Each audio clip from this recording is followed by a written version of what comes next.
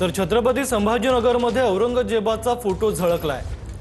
Doctor Babasaheb आंबेडकरांच्या जयंतीनिमित्त रॅलीत हा फोटो झळकल्याची माहिती समोर आली आहे। रॅलीतला एक व्हिडिओ इंस्टाग्रामवर अपलोड केला गेलाय करण्यात आलाय।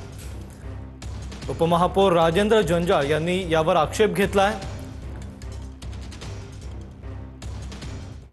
काल छत्रपती संभाजीनगर येथे वंदनीय विश्वरत्न डॉक्टर बाबासाहेब आंबेडकर यांच्या जयंती मिरवणुकीमध्ये एका समाजकंटकाने औरंगजेबाचा फोटो नाचवल्याचा व्हिडिओ या ठिकाणी प्राप्त झालेला आहे।